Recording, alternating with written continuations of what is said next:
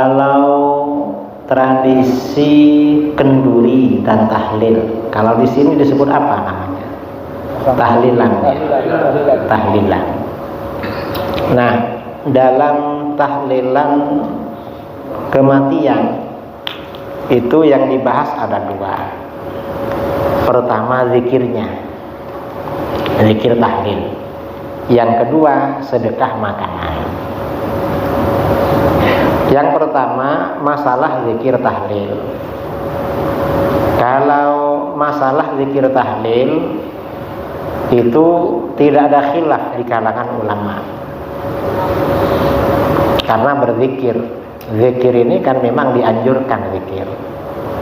Termasuk zikir untuk orang mati.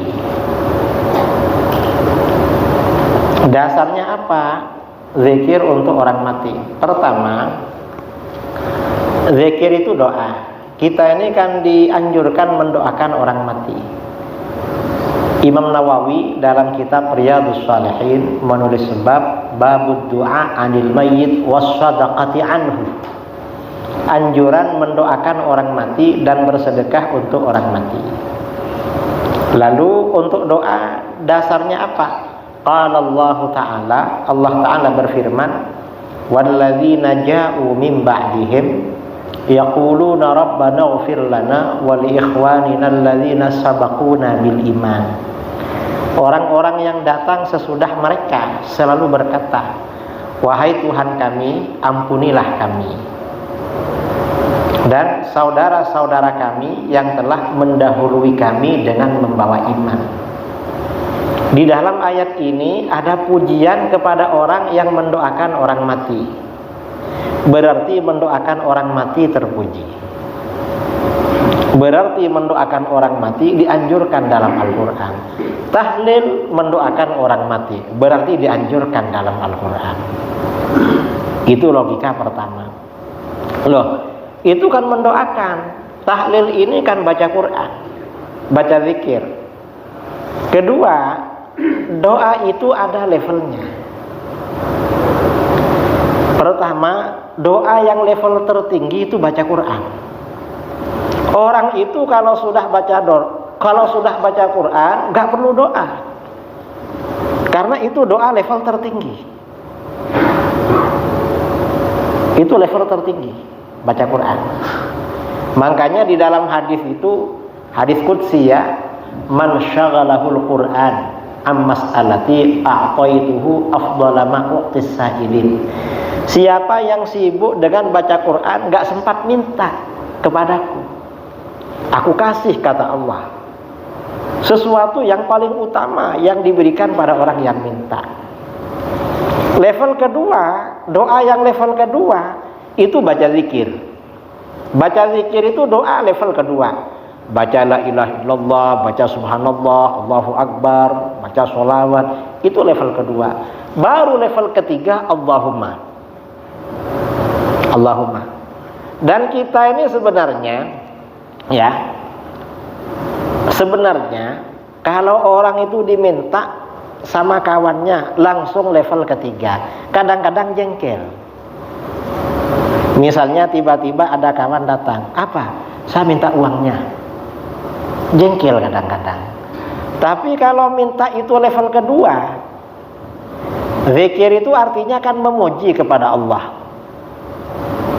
Itu bisa gak jengkel. Misalnya ada teman tiba-tiba bilang, wah kamu kok tambah ganteng. Padahal kita tahu kan tambah tua kan, dibilang tambah ganteng. Orang dibilang tambah ganteng, kira-kira senang apa enggak? Senang. Masa? Iya katanya. Lah terus pasti banyak uangnya ini. Lah terus bagi-bagi dong. Nah kalau sudah dibilang tambah ganteng, kita ini gak jengkel ngasih itu, malah gak diminta langsung keluar. Nah itu artinya apa? Zikir itu doa. Dan mendoakan orang mati dengan zikir itu yang pertama kali melakukan memang Rasulullah SAW. Dalam hadisnya riwayat Imam Ahmad dari Jabir bin Abdullah Al-Ansari radhiyallahu an, Rasulullah SAW bersabda, Sayyidina Jabir berkata, kharajna ma'a Rasulillah sallallahu alaihi wasallam yauman ila Sa'd bin Mu'adz hina tuwfi. Kami pergi bersama Rasulullah SAW pada satu hari menuju kediaman sahabat Sa'd bin Mu'adz pada saat meninggal dunia. Ada sahabat meninggal, lalu Rasulullah pergi takziah ramai-ramai. Falamma shalla alaihi Rasulullah sallallahu alaihi wasallam thumma dufina wa suwiya alaihi turab. Setelah Rasulullah sholat jenazah, lalu jenazah dikubur, lalu kuburan ditutup rata dengan tanah. Jalasa Rasulullah sallallahu alaihi wasallam fawqa qabri. Rasulullah masih duduk-duduk di atas kubur. Faqal subhanallah tawilan. Lalu Rasulullah baca subhanallah dalam waktu yang lama. Fasabbahna ma'ahu, para sahabat baca subhanallah. Subhanallah, subhanallah, subhanallah, subhanallah. Thumma qala Allahu akbar. Lalu Rasulullah baca takbir, Allahu akbar, Allahu akbar, Allahu akbar. Fakabbarna ma'ahu. Para sahabat baca takbir. Dalam satu riwayat baca tahlil, la ilaha illallah. Para sahabat baca. Falamman sarafa, ketika Rasulullah berhenti baca, qila lahu. Sebagian sahabat bertanya, ya Rasulullah, ma laka tusabbih fatukabbir. Hai Rasulullah, kenapa tadi baca tasbih, baca takbir atau baca tahlil? Apa jawaban Rasulullah? Rasulullah sallallahu alaihi wasallam menjawab, laqad tadayaqa ala hadzal 'abdi shalih qabruhu. Hamba Allah yang soleh ini benar-benar dijepit oleh kuburannya. Bayangkan, orang soleh dijepit kuburan. Gimana yang gak soleh kira-kira? Muridnya Rasulullah dijepit kuburan. Gimana yang bukan muridnya Rasulullah? Orang yang disolatkan Rasulullah dijepit kuburan. Kita ini kira-kira siapa yang mensolatkan? Dijepit. Hatta khasyitu alla yufarraja'an. Saya sampai khawatir orang ini gak dilepas dari jepitan kubur. Karenanya dibacakan zikir lama hatta farrajallahu an, hingga Allah melepasnya dari jepitan kubur. Artinya apa? Zikir untuk orang mati yang pertama kali baca itu Rasulullah. Karenanya tahlil itu sebenarnya yang afdol di kuburan setelah pemakaman. Mengapa? Agar kalau dijepit gak lama-lama. Kita ini biasanya almarhum dikubur jam 9 pagi, nanti tahlil malam ya, isya atau maghrib? Maghrib, ba'da maghrib ya, jam 7. Kalau 9 kan 10 jam nunggu bantuan. Nah, artinya apa? Zikir untuk orang mati itu ada, saudara. Kemudian mengapa baca Fatihah? Memang dianjurkan, ada hadisnya juga memang. Orang meninggal bacakan Fatihah itu anjuran Rasulullah SAW. Wong yang hidup dibacakan Fatihah ketika ruqyah. Ini kadang-kadang orang-orang Wahabi bilang Al-Quran diturunkan bukan untuk orang mati. Lah, memang yang baca yang hidup, tetapi mendoakan yang mati. Lah, untuk bertakwa, lah baca Al-Quran bagian takwa kepada Allah. Karena orang kalau baca Quran gak maksiat. Wahabi ini kan ngiyel kan. Al-Quran diturunkan untuk orang hidup, bukan untuk orang mati. Lah, kita ini baca karena masih hidup. Kamu ini mati, Wahabi itu mati memang, nggak mau baca. Karena saudara, mereka ini kadang ngomong, ya balas saja. Ya memang, lah untuk diamalkan, lah ini mengamalkan. Kan baca Quran mengamalkan, mendoakan orang mati ajaran Al-Quran. Apa ya yang salah? Gak ada yang salah. Cuma mereka memang pikirannya, makanya disebut salafi, salah fikir.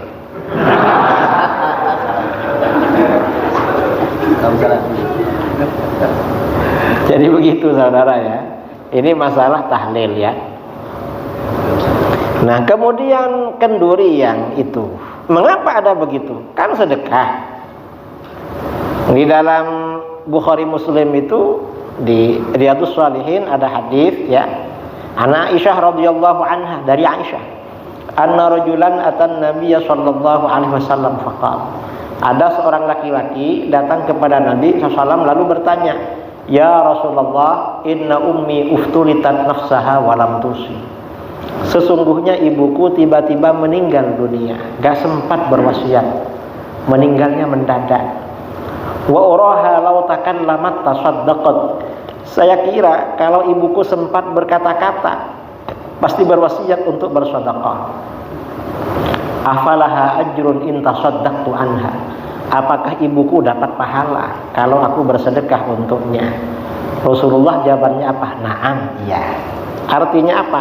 Sedekah untuk orang mati itu sampai. Sedekah untuk orang mati.